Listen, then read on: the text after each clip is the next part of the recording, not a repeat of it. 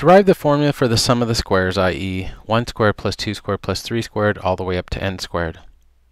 I thought I would put this up because it reviews a lot of the concepts that we have worked on. It ties together probably 3 sections or so. So how am I going to do this? I can first start, what would George say? Polya would say, let's look at the easier cases. Can we look at the easier ones, the first few cases, and see, can we find a pattern?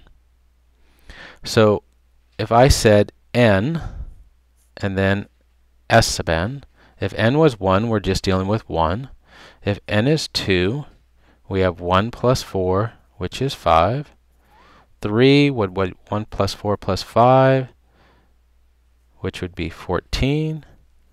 4 would go up to 16, which would be 30, and then 5 would go up to 25, so 30 plus 25 would be 55. Make that a little bit neater. So we have these numbers. Now we've transformed this series into a sequence. Let's focus on just those numbers.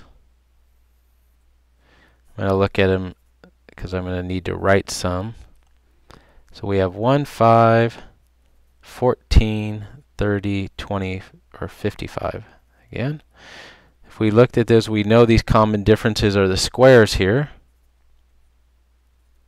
If we look at the differences of those, we have 5, 7, 9. We look at those differences, 2 and 2. The differences are constant at the third level, which tells us that we are going to be looking for multiplication here, except we're going to be looking for 3 multiplications, not just 2. Now recall, one of the methods I gave you was to say, let's start with our case number, or term number, and see, can we write it in terms of that? So 1 times what is 1? Well, that's 1. 2 times what is 5? 5 over 2. 3 times what is 14? 14 over 3. So far, that doesn't look too hot. Let's see what happens as we continue on. 4 times 15 over 2, and then 5 times 11. Does this look good, bad, or ugly? I see a denominator of 1, 2, 3, 2, 1. It looks like that we have just those 3, since it went up to 3 and then down. Let's take a look at what the 6th one would be. That would be adding 36, so that would be 91. And this would be 6 times 91 over 6. Now what do you think about that one? Does that make it worse? What do all of these denominators have in common? They all have in common that they go into 6. So before we throw this one out, let's see if we can write them all over 6. So we'd leave our 1, 2, 3, 4, 5, 6. So over 6, this would be 6 times 6. And this would have to multiply by 3 over 3 to give us 15 over 6. This one we'd multiply by 2 over 2 to give us 28 over 6. 3 over 3, 45 over 6. 6 over 6 would give us 66 over 6, and this one already is 91 over 6. Now, I know the first column's good. I can just leave that alone. Let me focus on and we have a 6 on the bottom of everything here. Let's just focus on 1, 2, 3, 4, 5, 6. Those numbers, 6, 15, 28, 45, 66, 91. Some people will look at these numbers and they can see things right away. If I look at the differences this time, I have 9, 13, 17, 21. Those are 4, 4, 4. Those are looking pretty good. We're looking at multiplication here. the likelihood of us using that exact same thing as the 1, 2, 3, 4, 5, 6 is low. Do you notice anything about any of these numbers here in terms of multiplication? We could look at the ones that don't have as many factors. For example, 15. 15 would be 3 times 5.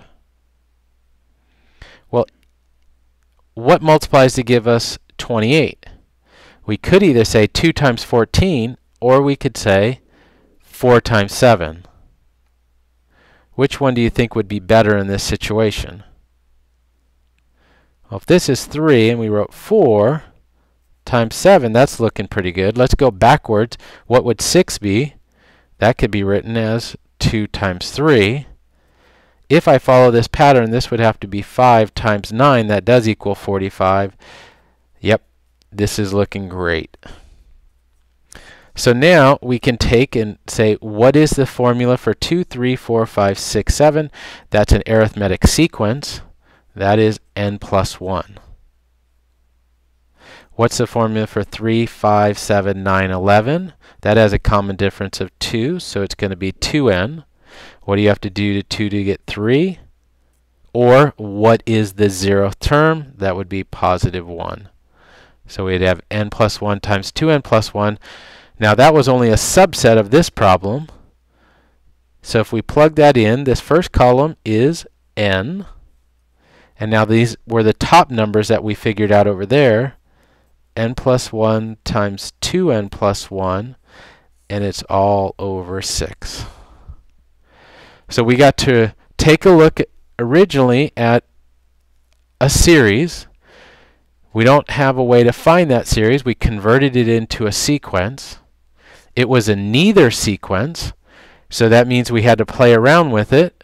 We tried that idea of multiplying by the case number.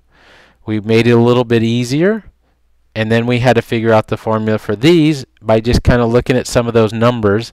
How can we get multiplication to get that? And then we combine it all together to get n times n plus 1 times 2n plus 1 over 6, and that's it.